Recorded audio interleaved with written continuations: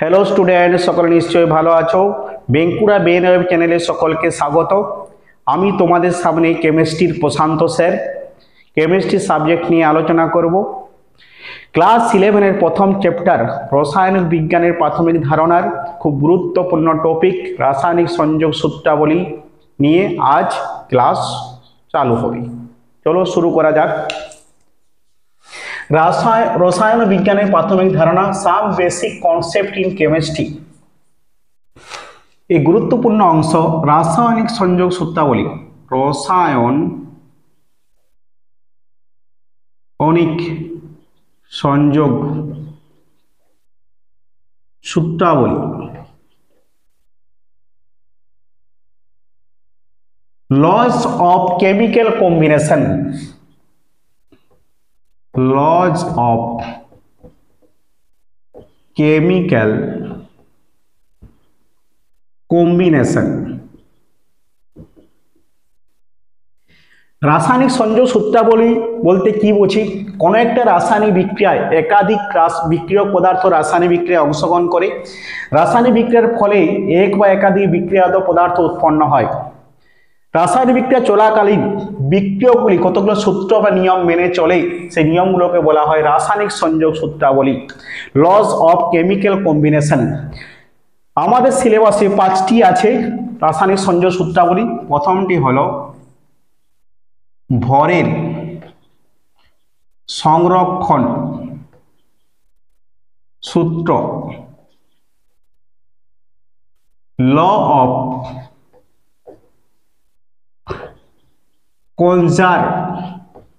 conservation of mass।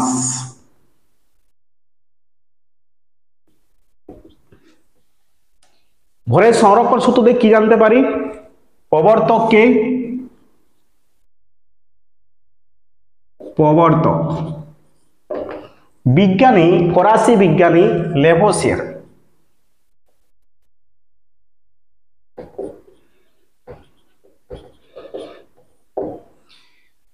सूत्र থেকে জানতে পারি কোন বিবৃতি কোন রাসায়নিক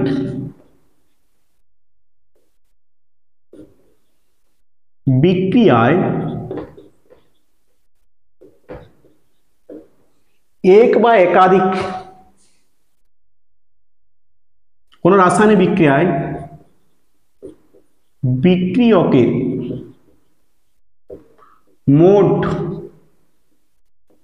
ভরের সঙ্গে বিক্রিয়াজাত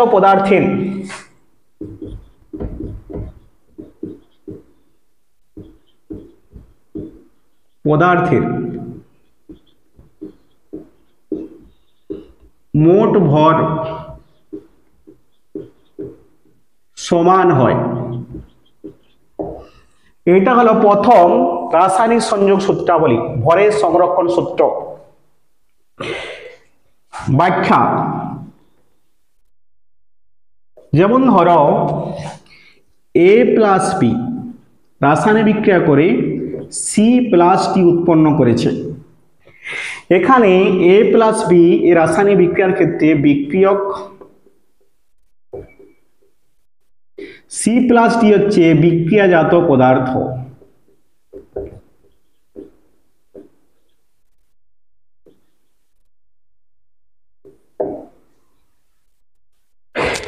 এই সূত্র থেকে জানতে পারি এই রাসায়নিক বিক্রিয়ার ক্ষেত্রে A বিক্রিয়ক A আর B এর যে মোট ভর তা CD এর মোট C আর D এর বিক্রিয়াজাত পদার্থ C আর D এর মোট ভরের সঙ্গে সমান হবে।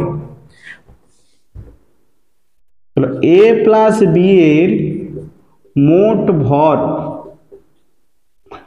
ইকুয়াল C প্লাস D এর মোট ভর। আমরা একটা एग्जांपल নিতে পারি NaCl সোডিয়াম ক্লোরাইড সঙ্গে AgNO3 এর বিক্রিয়া ঘটাচ্ছে। এরা কি হলো রিঅ্যাক্ট্যান্ট বা বিক্রিয়ক।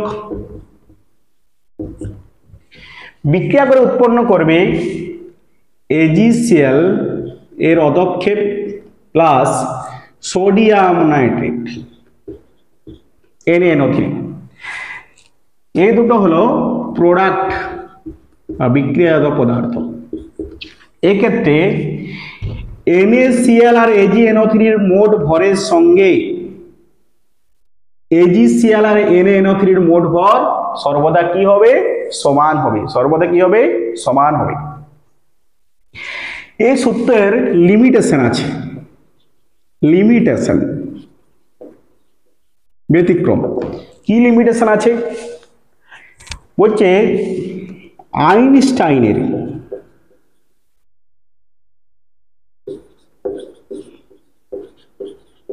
ভর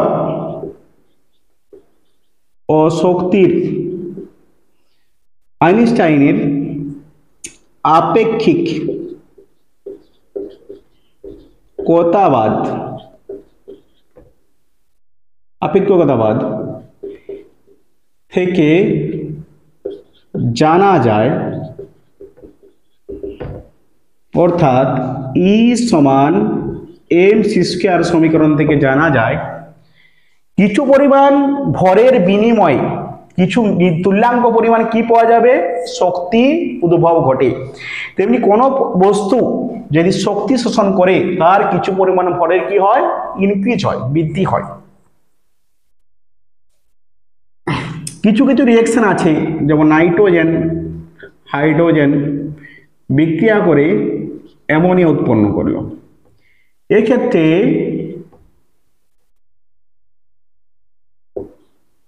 কিছু পরিমাণ তাপ উৎপন্ন হয়, কিছু পরিমাণ তাপ উৎপন্ন হয়। এই ক্ষেত্রে নাইট্রোজেন হাইড্রোজেনের মোট ভরের সঙ্গে অ্যামোনিয়ার মোট ভর কিন্তু সমান হবে না, যেহেতু কিছু পরিমাণ ভর বিক্রিয়কের তাপে রূপান্তর হয়ে গেছে। তাই বলা যায় ভর সংরক্ষণ সূত্রটিকে অনেক ক্ষেত্রে বলা হয় ভর ও শক্তির সংরক্ষণ সূত্র। ভর ও শক্তির সংরক্ষণ সূত্র, ভর শক্তির সংরক্ষণ সূত্র। এরপর আসছি রাসায়নিক সংযোগ সূত্রাবলীর দ্বিতীয় সূত্র, স্থিরানুপাত সূত্র। স্থিরানুপাত সূত্র, ল অফ কনস্ট্যান্ট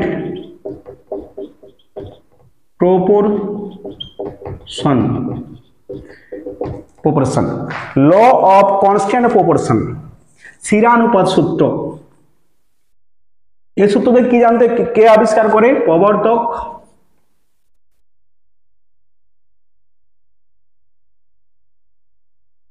বিজ্ঞানী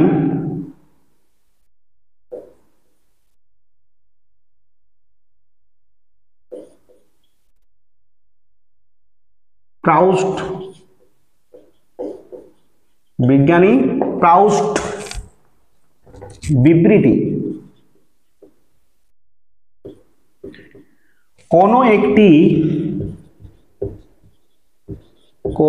একটি বিশুদ্ধ যৌগকে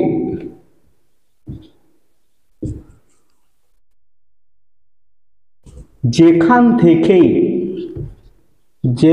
থেকে সংগ্রহ করা হোক না কেন বা যেভাবেই প্রস্তুত করা যাক না কেন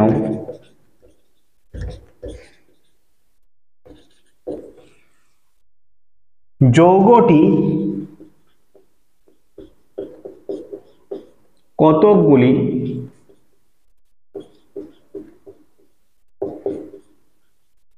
নির্দিষ্ট মৌল দ্বারা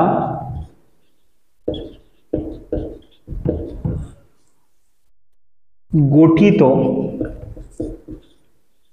হয় এবং যৌগটির মধ্যে মৌলগুলির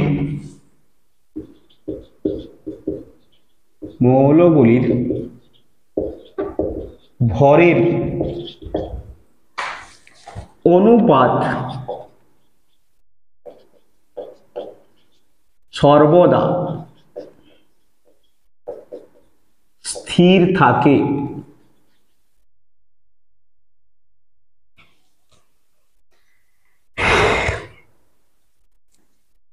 ব্যাখ্যা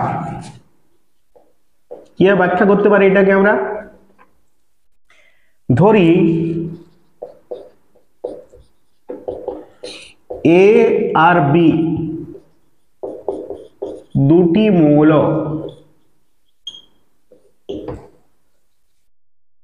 যুক্ত হয়ে এ বি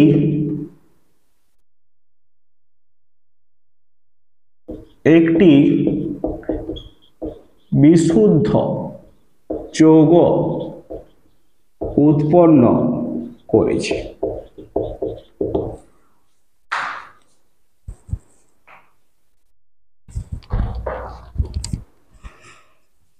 একে আমরা এবি কে দুভাবে প্রস্তুত করতে পারি। প্রথম ক্ষেত্রে যদি দুভাবে প্রস্তুত করি, x গ্রাম এর সঙ্গে y গ্রাম বি যুক্ত করে এ বি প্রস্তুত করা হলো।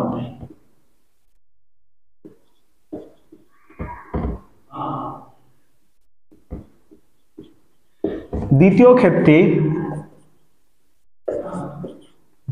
ক্ষেত্রে এম গ্রাম এ এর সঙ্গে এন গ্রাম বি যুক্ত করে এ বি প্রস্তুত করা হলো। প্রথম ক্ষেত্রে ভরের অনুপাত x:y, দ্বিতীয় ক্ষেত্রে ভরের অনুপাত m:n।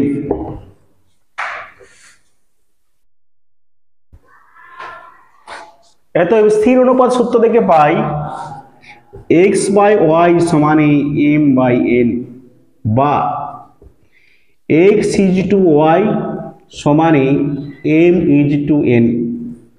অর্থাৎ যেভাবে প্রস্তুত করা হোক না কেন, যৌগটির মধ্যে যে মৌলগুলি আছে তারা যে যুক্ত হয় তাদের ভরের অনুপাতটা সর্বদা কি থাকে? স্থির থাকে। একটা এক্সাম্পল নিতে পারি। এক্সাম্পল, বিশুদ্ধ জল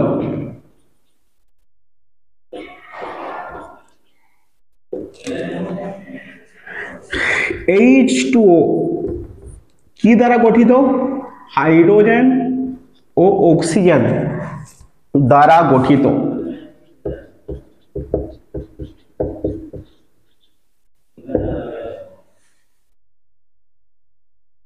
এই জলকে যেখান থেকে সংগ্রহ করা হোক না কেন আর যেভাবেই প্রস্তুত করা হোক না কেন, হাইড্রোজেন অক্সিজেনের ভরের অনুপাত 2:16, 1:8 হবে। যেমন প্রথম পদ্ধতি, হাইড্রোজেন গ্যাস, অক্সিজেন গ্যাস, এর মধ্য দিয়ে আমি ইলেকট্রিক চালনা করছি। এর ফলে কি হবে? H2O লিকুইড তৈরি হবে। দ্বিতীয় ক্ষেত্রে কিউপ্রিক অক্সাইড এর মধ্য দিয়ে হাইড্রোজেন গ্যাস চালনা করলে কিউপ্রিক অক্সাইড বিজারিত হয়ে কপার উৎপন্ন করবে, আর হাইড্রোজেন জারিত হয়ে জল উৎপন্ন করবে। দুটি ক্ষেত্রেই যে উৎপন্ন জল, সেখানে হাইড্রোজেন অক্সিজেনের অনুপাত কত? 1:8। কত? 1:8। ভর সংরক্ষণ সূত্রে যেহেতু কিছু লিমিটেশন ছিল, এক্ষেত্রেও কিন্তু কিছু লিমিটেশন আছে, ব্যতিক্রম। যেমন লিমিটেশন,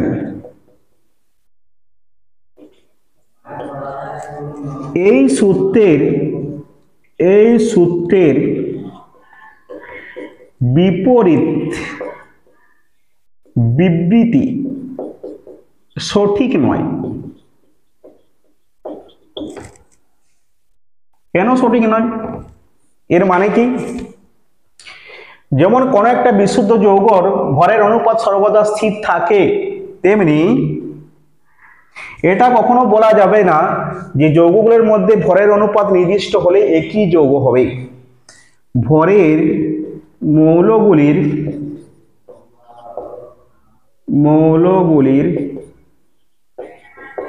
ভরের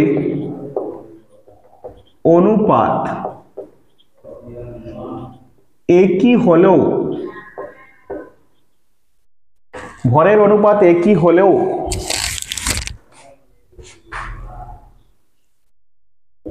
একই যৌগ হতেও পারে, আবার নাও পারে।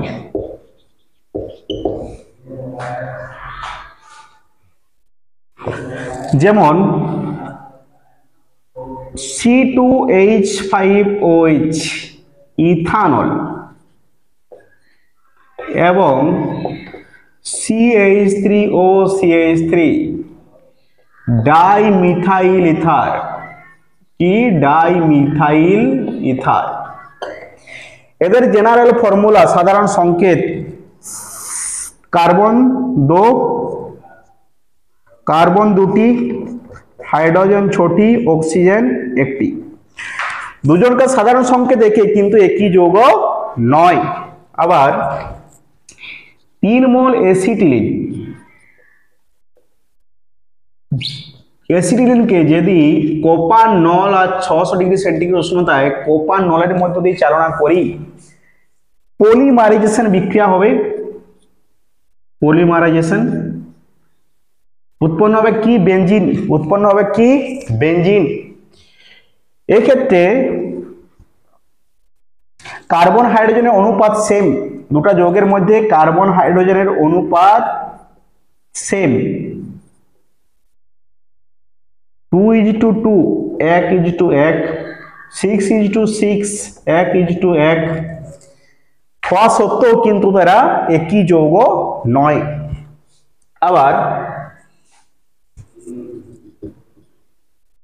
আবার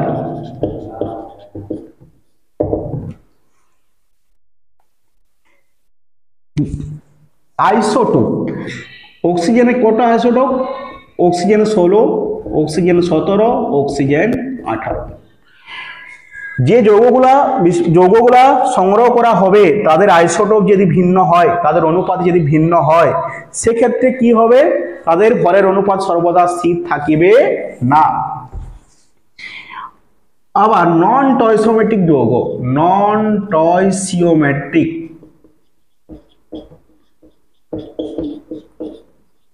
যৌগের ক্ষেত্রে এই সূত্র প্রযোজ্য হবে না।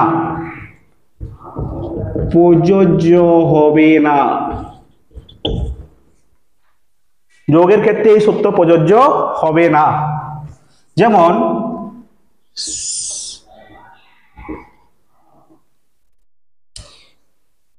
কিউপ্রাস সালফেট Cu2S,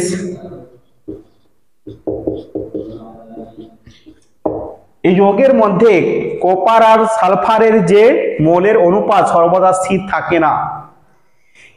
এই ধরনের যৌগের ক্ষেত্রে স্থির অনুপাত সূত্র প্রযোজ্য হয় না।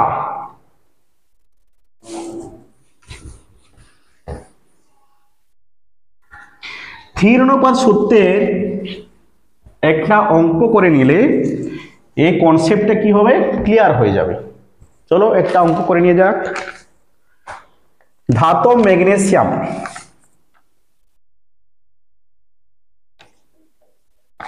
ধাতব ম্যাগনেসিয়াম অক্সিজেনের বিক্রিয়ায় প্রাপ্ত বিশুদ্ধ ম্যাগনেসিয়াম অক্সাইড যৌগের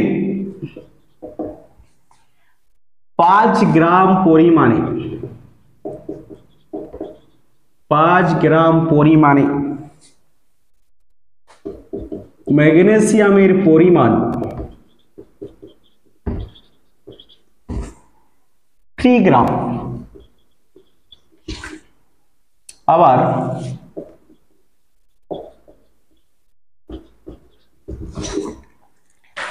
ম্যাগনেসিয়াম কার্বনেট কে উত্তপ্ত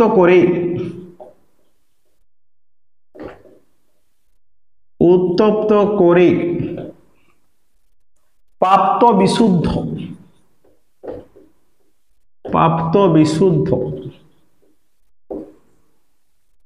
ম্যাগনেসিয়াম অক্সাইড যৌগের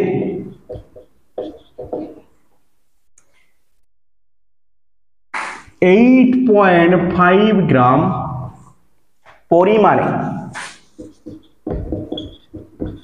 পরিমাণে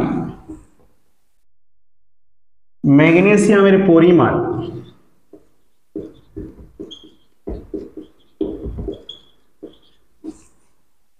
5.1 গ্রাম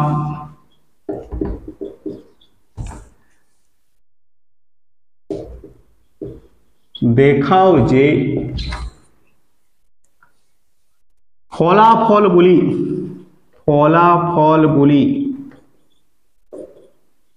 স্থিরানুপাত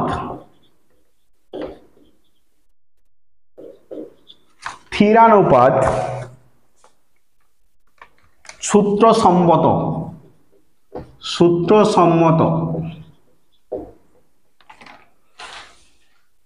তিরানব্বই সূত্র কি বলেছে, কোন একটি যৌগকে যেখান থেকে তুমি সংগ্রহ করো, যেভাবেই প্রস্তুত করো, তার কতগুলি যৌগটির কতগুলি নির্দিষ্ট মৌল দ্বারা গঠিত হবে এবং তাদের ভরের অনুপাত সর্বদা কি থাকিবে, স্থির থাকিবে। এখানে নির্দিষ্ট যৌগ কি, ম্যাগনেসিয়াম অক্সাইড কি দ্বারা গঠিত, ম্যাগনেসিয়াম এন্ড অক্সিজেন দ্বারা গঠিত। প্রথম ক্ষেত্রে দেখো,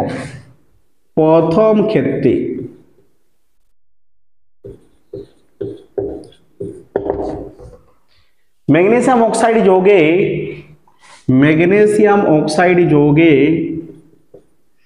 ম্যাগনেসিয়ামের পরিমাণ অক্সিজেনের পরিমাণ কত? ম্যাগনেসিয়ামের পরিমাণ 3 গ্রাম, তাহলে অক্সিজেনের পরিমাণ কত হবে? ম্যাগনেসিয়াম অক্সাইডের পরিমাণ 5 গ্রাম, অক্সিজেনের পরিমাণ 5 - 3 2 গ্রাম।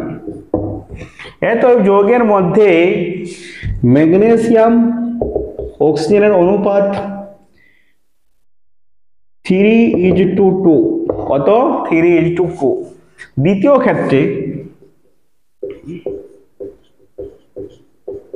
দ্বিতীয় ক্ষেত্রে ম্যাগনেসিয়াম অক্সাইডের মোট পরিমাণ কত? ম্যাগনেসিয়াম অক্সাইড, এটা প্রথম ডাইরেক্ট বিক্রিয়া করে পেয়েছি, ম্যাগনেসিয়ামের সঙ্গে অক্সিজেনের ডাইরেক্ট বিক্রিয়া করে ম্যাগনেসিয়াম অক্সাইড পাইছি, পুড়িয়ে পেয়েছি। দ্বিতীয় ক্ষেত্রে ম্যাগনেসিয়াম কার্বনেট উত্তপ্ত করে প্রাপ্ত হয়েছে ম্যাগনেসিয়াম অক্সাইড আর কার্বন ডাইঅক্সাইড। দ্বিতীয় ক্ষেত্রে ম্যাগনেসিয়াম অক্সাইডে ম্যাগনেসিয়ামের পরিমাণ কত?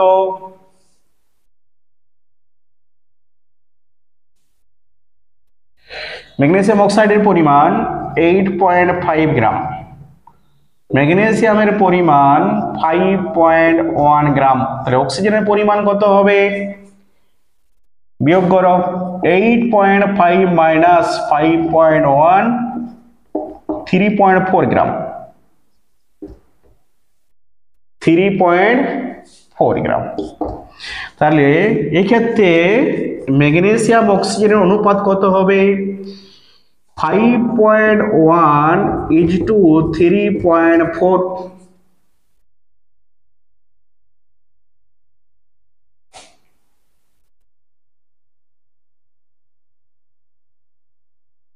তিন 51 17 দুগুণে 34 3:2। অতএব এই তথ্যগুলি স্থির অনুপাত সূত্রকে সম্মত করে সমর্থন করে। সকলে নিশ্চয় বুঝতে পেরেছ। এরপর আমরা পরের সূত্রে যাব। রাসায়নিক সংযোগ সূত্রাবলী দুটি সূত্র হয়েছে আমাদের, বাকি এখন তিনটা আছে। তৃতীয় সূত্র গুণানুপাত। গুণানুপাত সূত্র।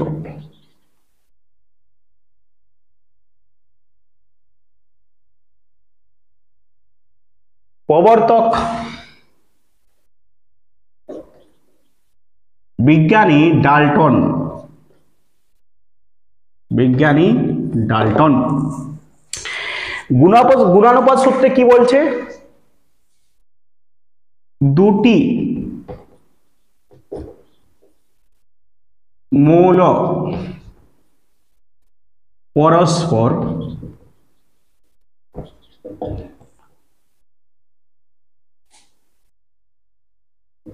রাসায়নিকভাবে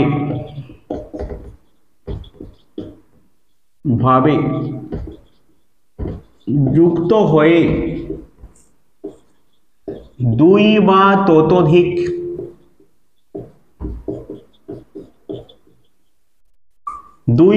ততোধিক যৌগ উৎপন্ন করলে একটি মৌলের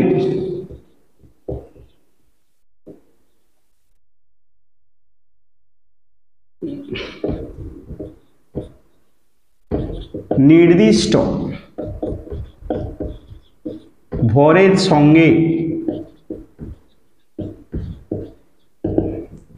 অপর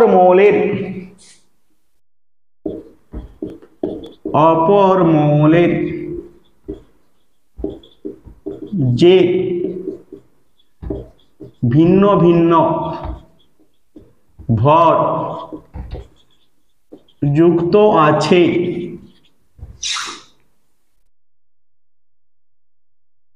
তারা পরস্পর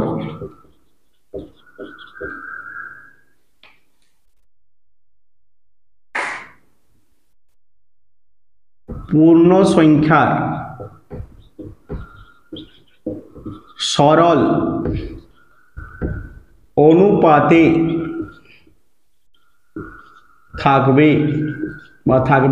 থাকে। সরল পূর্ণ সংখ্যার অনুপাত বলতে কি বুঝি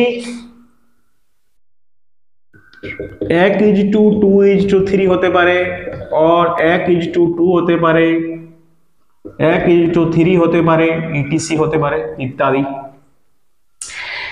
এক্সাম্পল নিলে সহজেই বোঝা যাবে। এক্সাম্পল নিয়ে একটি, যেমন ধরো CH3 সিঙ্গেল বন্ড CH3 কি এর নাম কি ইথেন অ্যালকেন শ্রেণী hydrocarbon ethane. CH2 double bond CH2 এর নাম কি ethylene. AC triple bond CH এর নাম কি অ্যাসিটিলিন। কি নাম অ্যাসিটিলিন। এখানে কার্বন কোটা দুটা, হাইড্রোজেন ছোটা। এখানে কার্বন কোটা দুটা, হাইড্রোজেন কোটা চারটে। এখানে কার্বন কোটা দুটো, হাইড্রোজেন কোটা দুটো। দেখো এই যৌগের মধ্যে কার্বন কত গ্রাম আছে? 24 গ্রাম। হাইড্রোজেন 6 গ্রাম। এক্ষেত্রে কার্বন হচ্ছে 24 গ্রাম, হাইড্রোজেন 4 গ্রাম। কার্বন 24 গ্রাম, হাইড্রোজেন 2 গ্রাম। প্রত্যেক ক্ষেত্রে 24 গ্রাম নির্দিষ্ট ভরে একটি মৌলের নির্দিষ্ট ভরের সঙ্গে অপর মৌলের যে ভিন্ন ভিন্ন ভর যুক্ত আছে। তাহলে কার্বন একটা নির্দিষ্ট মৌল, তার 24 ভাগ ভরের সঙ্গে অপর মৌলের বলতে হাইড্রোজেনের 6 গ্রাম, 4 গ্রাম, 2 গ্রাম যুক্ত আছে। এই 6 গ্রাম, 4 গ্রাম ও 2 গ্রামের মধ্যে ভরের অনুপাত কি হবে? পূর্ণ সংখ্যা সরল অনুপাত হবে। দেখো 6:4:2, 3:2:1 কি পূর্ণ সংখ্যা সরল অনুপাতে আছে। গুণানুপাত সূত্রের কিছু লিমিটেশন আছে। যেমন অ্যালকেন শ্রেণীর 3টি যৌগ নিলাম, অ্যালকেন শ্রেণীর 3টি যৌগ CH4 methane, C2 H6 ethane, C3 H8 propane.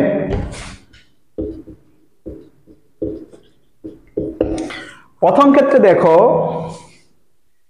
12 গ্রাম কার্বনের সঙ্গে হাইড্রোজেন আছে 4 গ্রাম।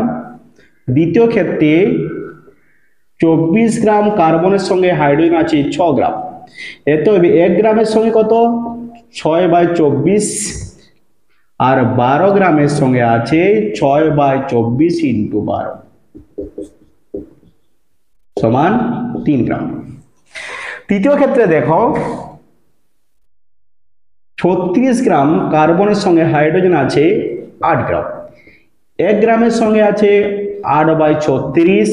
12 গ্রাম কার্বনের সঙ্গে জুড়ে আছে হাইড্রোজেন, 8/36 × 12 8 3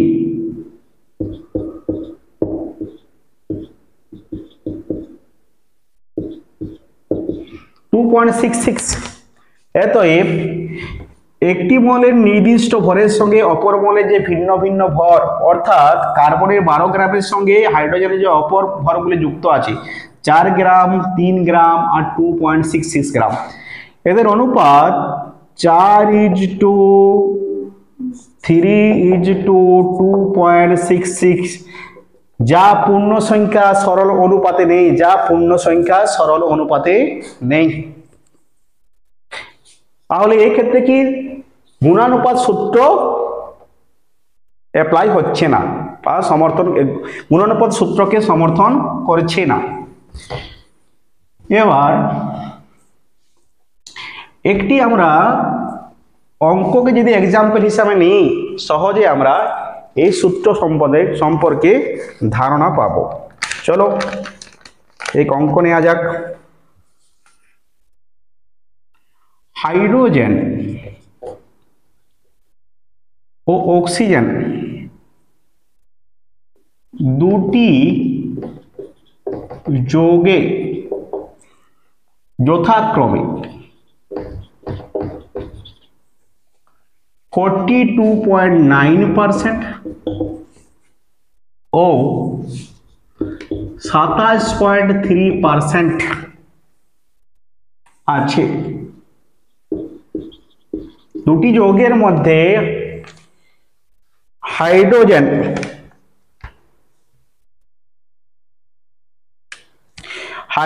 অক্সিজেন নিয়ে হাইড্রোজেন অক্সিজেন মৌল দ্বারা গঠিত দুটি যৌগের মধ্যে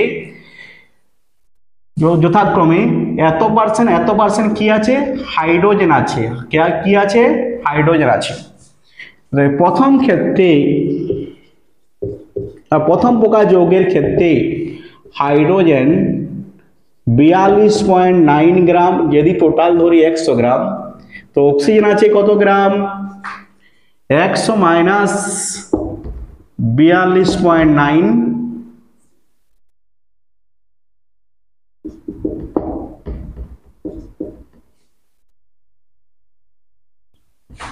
57.1 গ্রাম। দ্বিতীয় ক্ষেত্রে হাইড্রোজেন 27.3%, অর্থাৎ আমি গ্রামে ধরছি 27.3 গ্রাম। অক্সিজেন আছে 100 মাইনাস 27.3, 7 2 3 7 72.7 গ্রাম। দ্বিতীয় ক্ষেত্রে অক্সিজেন আছে কি 72.7 গ্রাম। অতএব 27.3 গ্রাম হাইড্রোজেনে অক্সিজেন আছে কত 72.7 গ্রাম। 1 গ্রাম হাইড্রোজেনের সঙ্গে যুক্ত অক্সিজেন 72.7 বাই 27.3 গ্রাম, আর 42.9 গ্রাম কত থাকবে অক্সিজেন। আমরা কি করতে চাইছি, একটি মৌলের পরিমাণটা নির্দিষ্ট রাখতে চাইছি, অপর মৌলে যে ভর যুক্ত আছে। এত গ্রাম হাইড্রোজেনে এত গ্রাম অক্সিজেন দ্বিতীয় ক্ষেত্রে, তাহলে এত গ্রাম হাইড্রোজেনের দ্বিতীয় ক্ষেত্রে কত অক্সিজেন জুড়ে আছে 72.7 বাই 27.3 ইন্টু 42.9। ভাগফলটা হবে কত, এখানে ভাগফলটা হবে আমাদের 114.2 গ্রাম। অতএব